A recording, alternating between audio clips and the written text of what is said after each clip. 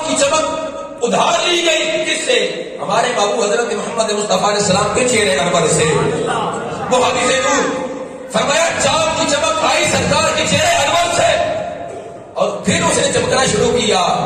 مگر ونور وجہی ذاتی، اور ہمارے بابو علیہ السلام کا نور ذاتی نور ہے. سرکار نے کسی سے نور لیا نہیں بلکہ رب کی ذات نے عطا فرمایا ہے اور رب کی دی ہوئی نور سے چمک رہے ہیں. اسی منظر کو مصور پاکستان علامہ محمد اقبال علیہ الرحمہ نے اپنے انداز میں یوں بیان کیا. فرماتی ہے اے کہ پرتاؤ کہ تیرے ہاتھ کے مہتاب کا نور، چاند چاند بنا باقی اشارہ تیرا. عرض کرتے ہیں میرے آقا علیہ السلام آپ کے ہاتھ مبارک کا جو چاند ہے اس چاند کا اشارہ اس چاند کی ہوا جو آسمان میں چمکتا ہے. یا رسول اللہ علیہ وسلم آپ کے ہاتھ کا اشارہ ہوا تھا پھر چاند کو چمکنا نصیب ہوا تھا. اے کہ پرتاؤ کہ تیرے ہاتھ کے مہتاب کا نور، چاند کی چاند بنا باپ اشارہ تیرا. چشمی ہستی صفت دیدہ عامہ ہوتی، دیدہ کن میں گر نور نہ ہوتا تیرا. فرماتے یا رسول اللہ علیہ وسلم یہ کائنات کن سے بنی ہے، انما یکون لہو کن فیکون. میرے آقا علیہ السلام مگر کن کی آنکھ میں سرما آپ کے نور کا لگا ہے. اگر آپ کی ذات نہ ہوتی، آپ کے بغیر نہ ہوتے، یہ کن کی آنکھ اندھی ہوتی، کچھ بھی دکھائی نہ دیتا. آپ کی جلوہ گری ہوئی، اس کے دیکھنا نصیب ہوا اور یہ کائنات کی تخلیق ہوئی ہے. اسی منظر کو جب علامہ اقبال نے بیان کیا تو سید اعلی حضرت علامہ نے بھی اپنے انداز میں بیان کیا. آپ نے کیا کہا؟ جس کو کر سے میر سمجھا ہے جہاں ہے منعمو، ان کے خانے جود کا ہے ایک نام سوختہ.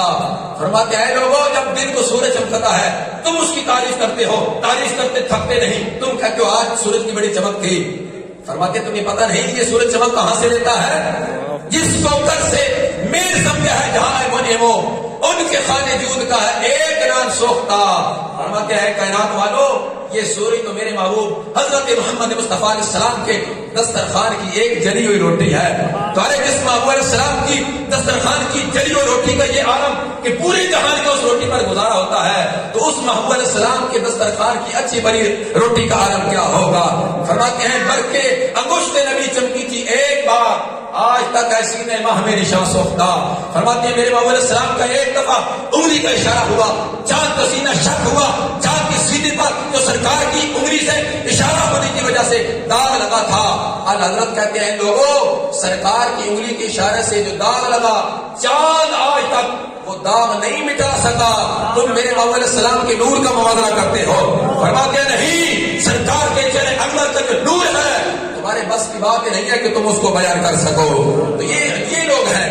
یہاں تک کہ مصور پاکستان علیہ الرحمہ نے تو اخیری کر دی تھی. آپ نے فرمایا تھا ہو نہ یہ پھول تو بلبل کا ترنم بھی نہ ہو، چمن دہر میں کلیوں کو تبسم بھی نہ ہو نہ یہ ساقی تو پھر میں بھی نہ ہو، تم بھی نہ ہو، بزم توحید بھی دنیا میں نہ ہو، تم بھی نہ ہو. خیمہ افلاق کا استادہ اسی نام سے ہے، نواد ہستی تماشماد اسی نام سے ہے. فرماتے ہیں لوگوں یہ نیلی چھت آسمان کی صورت میں جو کھڑی ہے، لوگ حیران ہیں اتنی بڑی چھت کیسے کھڑی بغیر ستون کے کھڑی. فرماتے ہیں تمہیں پتہ نہیں یہ تو نام محمد علیہ السلام کی برکت سے کھڑی ہے. خیمہ افلاق کا استادہ اسی نام سے ہے، نواد ہستی تماشماد اسی نام سے ہے. فرماتے ہیں اور زمین کی جو نبض چل رہی ہے یہ بھی میرے محبوب حضرت محمد مصطفیٰ علیہ السلام کے نام کی برکت سے چل رہی ہے. سرکار کی ذات کی جب مدری ہوئی، سرکار نے ولادت باسادت اس میں فرمائی، تو پھر اس زمین کو دیکھنا اور اس میں جو کچھ نظام ہے وہ چلنا نصیب ہوا. اس لیے محتشم سامنے حاضرین، ہم سرکار تو عالم نور مجسم شفیع معظم صلی اللہ علیہ وسلم کا ولادت باسادت کا جو یہ جلسوں کا منعقد کرتے ہیں، انعقاد کرتے ہیں. کیوں کرتے ہیں؟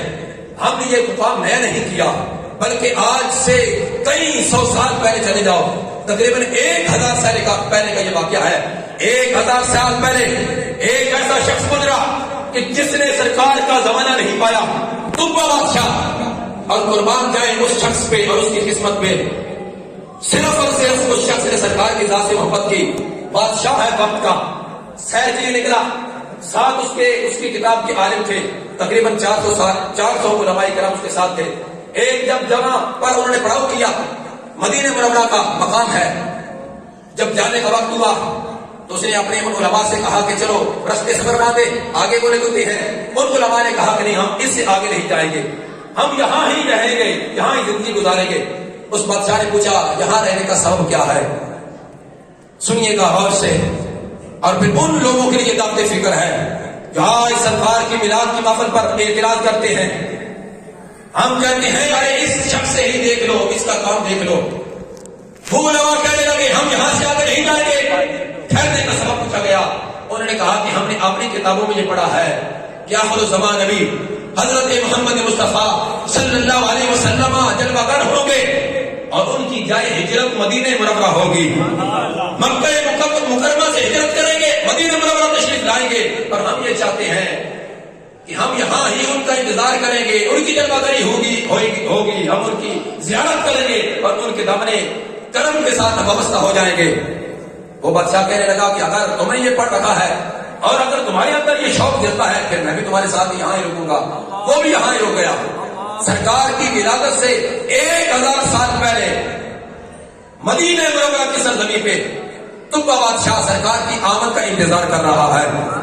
پھر اس بادشاہ نے ان 400 علماء کرام کے لیے گھر تیار کروائے, ان کی شادیاں کروائی, ان کے اخراجات برداشت کیے.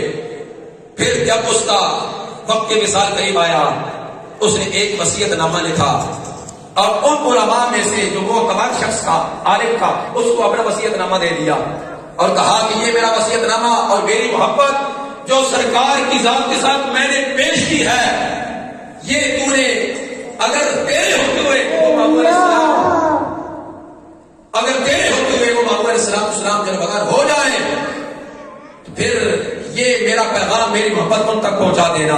اگر تمہارے ہوتے ہوئے وہ سرکار تشریف نہ لا سکے یا نہ لائے ہو پھر تو نے اپنے بیٹے کو یا ان کے بیٹے کو آگے یہ چلتا ہوا سلسلہ سرکار تک پہنچانا ہے. مختصر میرے محمد علیہ السلام جب مدینہ منورہ جلوہ گر ہوئے تو وہ تبا بادشاہ اس کی محبت بڑا وہ پیغام سرکار کی خدمت میں لایا گیا. جو ہی سرکار کی خدمت میں لایا گیا, جو شخص لانے والا تھا اس کو نہیں پتا تھا کہ وہ ماہ مدینہ کہاں ہے, کون ہے. مگر جب اس نے دیکھا صحابہ کے جھرمٹ میں میرے محمد علیہ السلام جلوہ فرما ہے, سرکار دو عالم نور مجسم شفیع معظم جلوہ گر ہے. جب سرکار کی خدمت میں تبا بادشاہ کا خط لایا گیا, ابھی تک کھولا بھی نہیں تھا اور آنے والے نے ابھی تک بتایا بھی نہیں تھا میں کیوں آیا ہوں. میرے محمد علیہ السلام نے پہلے بتا دیا تھا کیا تم تبا بادشاہ کا خط لائے ہو, کیا تمہارا نام یہ ہے. ارے وہ حیران کہ میں نے اس سے پہلے سرکار کو دیکھا نہ میری ملاقات ہوئی, یہ جانتے کیسے ہیں. سرکار نے فرمایا میں یہ بھی جانتا ہوں کہ اس تبا بادشاہ نے کیا کہا ہے اور میں یہ بھی جانتا ہوں کہ تیرے خط میں جو اس نے لکھا ہے وہ کیا لکھا ہے. پھر میرے محمد علیہ السلام نے فرمایا وہ خط پڑھو. خط پڑھا گیا. میرے محمد علیہ السلام مسکرائے تھے اور پھر فرمایا تھا کہ اس تبا بادشاہ کے بارے میں سرکار نے فرمایا تھا کہ اس تبا بھائی کو برا بلا نہ کہو, یہ میرا غلام ہے, میرا امتی ہے. اس میں انہوں نے یہ اظہار کیا تھا کہ میرا جو کلمہ ہے وہ قبول کرنا, میں آپ کا امتی ہوں, میں آپ کا غلام ہوں. ارے 1000 سال پہلے سرکار کی ولادت سے جو شخص آئے سرکار کی آمد کا انتظار کرے, سرکار اس کی محبت کو قبول فرما لے. یعنی آج سے 1450 سال یا 1500 سال پہلے سرکار جب بغیر ہوئے, اس سے 1000 سال پہلے 2500 سال پہلے ایک شخص سرکار کا میلاد منا رہا تھا اور سرکار نے اس کی میلاد کو قبول بھی کیا اور ہم پر اعتراض کیا آپ تو ایسا کرتے ہیں. نہیں, جس نے بھی, میں نے پہلے کہا کہ مجدد پاک نے مکتوبات شریف میں لکھا ہے کہ ابو جہل پکا جہنمی, کٹر قسم کا جہنمی ہے. کیوں کہ اس لیے کہ جب بھی سرکار کی ذات کو دیکھتا پھر اپنے آپ کو دیکھتا, اس کے سامنے وہ بشریت کا پردہ حائل ہو گیا. سرکار کی ذات کو اور عظمت و شان کو اس نے عقل کے ترازو پر رکھ کر تولنا چاہا, اسلام قبول نہ کر سکا. مگر حضور شیر محمد شرف پوری علیہ رحمہ نے سرکار کو دیکھا نہیں, یہ شخص صحابیت نصیب نہیں ہوا. اگرچہ دیدار سرکار نے کئی دفعہ کروایا مگر اس کے باوجود پکی جنتی. کیوں؟ اس لیے کہ جب بھی سرکار کی عظمت و شان کو انہوں نے سمجھا ہے تو عقل کے ترازو پہ رکھ کے نہیں بلکہ سینہ کھول کے سرکار کی شان کو سمجھا ہے. میں اپنے گفتگو ختم کر رہا ہوں. سیدی اعلی حضرت امام اہل سنت مجددین ملت شاہ امام احمد رضا فاضل بریلوی علیہ رحمہ کے انہی اشعار کے ساتھ مگر اس کے قبر میں اپنا ایک پیغام بھی دینا چاہتا ہوں. ہم الحمدللہ اہل سنت و جماعت ہیں. ہمارے عقائد و نظریات, مسلمات, معتقدات ہمارے بزرگوں سے چلے آ رہے ہیں اور آج کے فتنوں کے دور اور مادہ پرستی کے دور میں فکر مجدد الاقتصادی کو عام کرنے کی ضرورت ہے. مکتوبات شریف کو گھر گھر میں درس دینے کی ضرورت ہے. صحابہ کرام علیہ رضوان کا مقام ہو یا اہل بیت اطہار رضوان اللہ علیہم کی مقدس نصوص کا مقام ہو, ہمارے مجدد پاک نے ہمیں سمجھایا ہے اور ایک ترازو دیا ہے اور اس کے مطابق کہا ہے ایک درکار ہے جس کے مطابق زندگی گزارو. اگر اس سے آگے بڑھیں گے یا پیچھے ہوں گے تو ہم گمراہ ہو جائیں گے, بھٹک جائیں گے. ہمارے سامنے ہمارے بزرگوں کی یہ تعلیمات ہیں, ہم نے ان کو فالو کرنا ہے, ہم نے ان پر عمل کرنا ہے. ہم نے کسی ارے غیرے کی بات کو نہیں ماننا کہ میرا تخیل یہ کہتا ہے, میری فکر یہ کہتی ہے. ہم کہتے ہیں تم اپنی فکر پاس رکھو, ہم اپنوں کی فکر کو اپنائیں گے. مجدد پاک کی فکر, مجدد پاک نے مکتوبات شریف میں لکھا کہ سرکار دو عالم نور مجسم شفیع اعظم صلی اللہ علیہ وسلم کے صحابہ کرام عالم و رضوان کے مقام کے لحاظ سے آپ نے فرمایا تھا کہ سرکار کے وہ صحابہ کہ جس نے جاگتی آنکھوں سے ایک گھڑی ایک لمحہ سرکار کی ذات کو دیکھ لیا, ارے بعد میں آنے والے غوث قطب ابدال جتنے بھی ہیں ساری زندگی کی نیکیاں, یہاں تک کہ آپ نے کہا کہ حضرت اویس کرنی رضی اللہ تعالی عنہ کی ساری زندگی کی نیکیاں اگر ترازو کے ایک پلڑے میں رکھ دی جائے اور اس صحابی کی ایک لمحے کی وہ نیکی جو سرکار کی زیارت انہوں نے کی ہے وہ ترازو کے دوسرے پلڑے میں رکھ دی جائے, فرماتے ہیں کہ حضرت اویس کرنی رضی اللہ عنہ کی ساری زندگی کی نیکیاں اس ایک نیکی کا مقابلہ نہیں کر سکتی. یہ مجدد پاک لکھ رہے ہیں, مکتوبات شریف میں موجود ہے. اس لیے ہمارے پاس یہ تعلیمات موجود ہیں. اور پھر ایک کتاب ہے جس کا نام ہے تمہید ابی شکور السالمی. یہ کتاب لکھنے والے حضرت سیدنا داتا نجبخش علی علیہ رحمہ کے ہم اصل یہ بزرگ گزرے ہیں, اور یہ وہ کتاب ہے جس کا درس مجدد پاک اپنے مریدوں کو دیا کرتے تھے. ذرا اندازہ لگاؤ, آج ہم مجدد پاک کے جو مکتوبات شریف ہیں وہ پڑھتے ہیں اور پڑھنے کے لیے ہم تڑپتے ہیں, مگر ذرا اندازہ تو لگاؤ کہ مجدد پاک جن کی کتاب کا درس دیتے تھے وہ بزرگ کتنی بڑی ہستی ہوگی. تمہید ابی شکور السالمی انہوں نے اس میں لکھا ہے, فرماتے قالت الروافد ان العالم لا يكون خاليا عن النبي قط. ہمارے نبی حضرت محمد مصطفیٰ علیہ السلام سب سے آخری نبی ہیں. ایسے نہ سارے بولیے گا, سب سے آخری نبی, ختم کرنے لگا, سب سے آخری نبی ہے. قیامت تک کوئی نبی نہیں آئے گا, قیامت تک کوئی نبی نہیں آئے گا. ہمارے نبی حضرت محمد مصطفیٰ علیہ السلام قیامت تک نبی ہیں. تو تمہید ابی شکور السالمی میں لکھا ہے کچھ لوگ وہ لوگ ہیں جن کا یہ نظریہ ہے کہ سرکار کے بعد قیامت تک ایک نہ ایک نبی ہر وقت زمین میں موجود رہتا ہے. معاذ اللہ. قالت الروافد ان العالم لا يكون خاليا عن النبي قط. صفحہ نمبر 113 وہاں موجود ہے. فرماتے ہیں یہ کچھ لوگوں کا نظریہ ہے, وہ یہ کہتے ہیں کہ سرکار کے بعد قیامت تک ایک نہ ایک نبی آتا رہے گا اور وہ زمین میں رہے گا, لوگ اس کا معاذ اللہ کرنا پڑے گا. یہ کون لوگ ہیں؟ ہمیں موجود ہے. میں اشارہ کر لیتا ہوں, محرم شریف گزرا ہے, ان کا یہ نظریہ ہے. اور ہمارے کچھ لوگ کہتے ہیں کہ ہم اور وہ بھائی بھائی, کیا بھائی ہو سکتے ہیں؟ معاذ اللہ, کیا مرزا قادیانی کو تم بھائی کہہ سکتے ہو یا اس کے ماننے والوں کو تم بھائی کہہ سکتی ہو؟ نہیں. کیوں؟ کہتے ہو کہ اس نے معاذ اللہ سرکار کے بعد نبوت کا دعویٰ کیا, وہ کافر ہے. ہم نہ اس کو مانیں گے نہ اس کے ماننے والوں کو مانیں گے. ہم کہتے ہیں وہ ایک بدبخت تھا جس نے نبوت کا دعویٰ کیا, پکا جہنمی, کٹر قسم کا کافر مرتد. مگر جو ہمارے ماحول میں رہ کر یہ کہتے ہیں معاذ اللہ سرکار کے بعد ایک نبی ایک قیامت تک نبی آتے رہیں گے, ہم کہتے ہیں وہ ہمارے بھائی ہیں. اور ہمارے جس طرح کہتے ہیں کہ دو لفظ پڑھے نہیں تو وہ اپنی فکر لانچ کرتے نہیں, ایسے لوگوں سے ہمارا کوئی رشتہ نہیں ہے. ہماری فکر, ہماری تعلیمات جن کو ہم نے فالو کرنا ہے وہ حضور شیر محمد شریف پوری قدس سر العزیز کی ذات ہے, وہ حضرت مجدد الفسانی کی ذات ہے, وہ حضرت سیدنا داتا نجبخش علی علیہ کی ذات ہے, اور حضرت سیدنا خواجہ معین الدین چشتی علیہ رحمہ کی ذات ہے. ہم نے ان کو فالو کرنا ہے اور ان کی تعلیمات پر عمل کرنا ہے. ہمیں کسی آرے غیرے کی کوئی بات ماننے کی ضرورت نہیں ہے.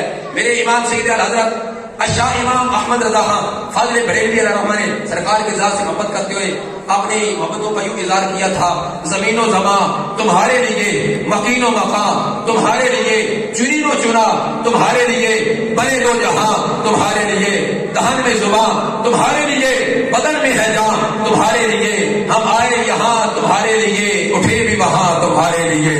فرشتے خدم رسول حشم تمام امم غلام کرم وجود و عالم حدوث و قدم جہاں میں ایام تمہارے لیے, قلیم و نجی مسیح و صفی خلیل و ردی رسول و نبی عتیق و وسیع غنی و علی ثنا کی زبان تمہارے لیے, رسالت کل امامت کل سیادت کل امارت کل حکومت کل ولایت کل خدا کی یہاں تمہارے لیے. تمہاری چمک, تمہاری دمک, تمہاری جھلک, تمہاری بہک زمین و فلک سماق و سبق میں سکہ نشان تمہارے لیے، وہ گرد نہا یہ نور فشاں، وہ کن سے عیاں یہ بزم فغاں، یہ ہر تن و جان یہ باغی جینا یہ سارا سما تمہارے لیے، یہ شمس و قمر یہ شام و سحر یہ برق و شمر یہ باج و سمر یہ تیغ و سپر یہ تاج و قمر یہ حکم رواں تمہارے لیے، بخدا خدا کا یہی ہے در نہیں اور کوئی مفر مکر، جو وہاں سے ہو یہی آ کے ہو، جو یہاں نہیں تو وہاں نہیں۔ اللہ تعالیٰ کی بارگاہ قسم دعا ہے اللہ ہم سب کو سرکار دو عالم نور مجسم شفیع معظم صلی اللہ علیہ وسلم کی مبارک ذات سے آخری سانس تک والہانہ عشق محبت کرتے رہنے کی توفیق رفیق نصیب فرمائے، اور اللہ ہم سب کا اسی پہ خاتمہ فرمائے۔